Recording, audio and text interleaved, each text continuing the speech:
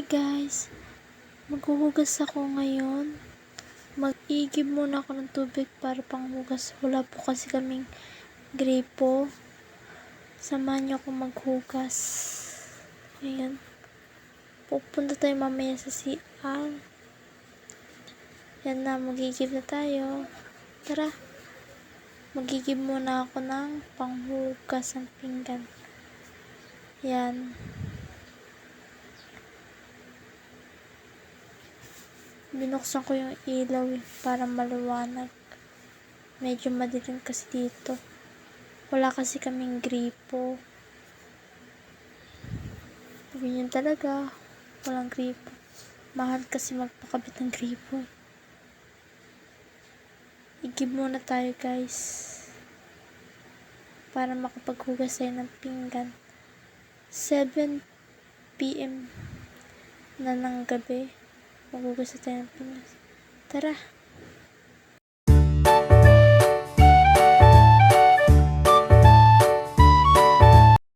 Ito yung mga hugasin ko. Medyo madami. Makalat ngayon. Dumi. Hugasan na natin yan. Ganito ako maghugas ng pinggan kapag walang planggana at saka gripo. Buhusan mo muna natin para matanggal yung mga kanin-kanin, yung mga mumu. Yan. Tapos kukuha tayo ng mga sabon. Yan. Kuha tayo ng mga sabon para mahugasan natin na maayos yung ating pinggan. Ipapass forward ko na lang para mabilis din ang paghugas ko ng pinggan. Medyo mabagal kasi ako maghugas eh. Ganyan ako maghugas kapag walang planggana. Yan, tinatanggal ko yung kanin. Yan. Hugas muna tayo. Mamaya na daldalan.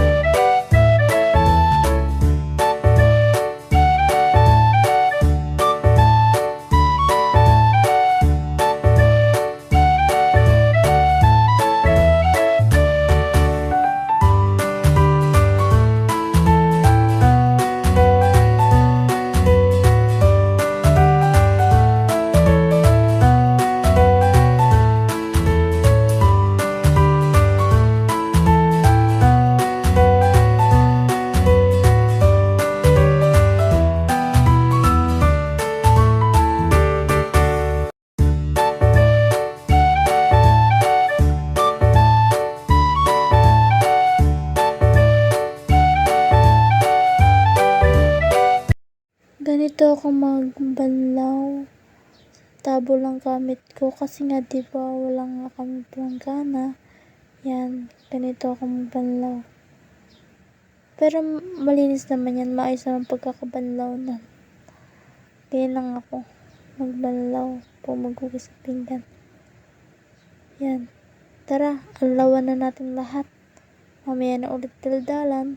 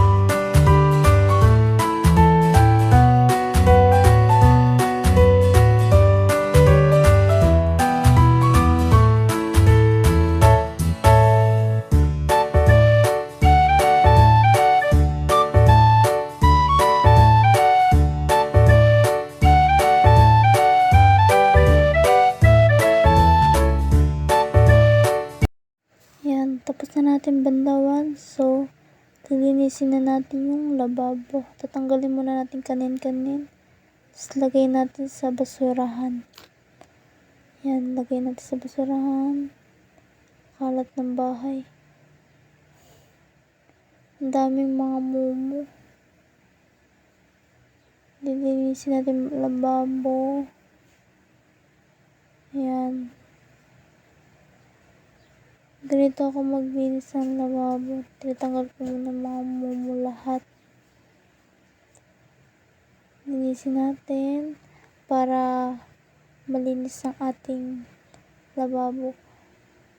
Huwag natin itulusot yung mga mumu sa ilalim ng lababo kasi baka magbara ng ating lababo, hindi tatagas yung tubig. Tapos punasan natin yung mga sabon na sa paligid. Tapos aw-awan natin yung basahan para malinis. Yan, kasi tapos na maghugas pa.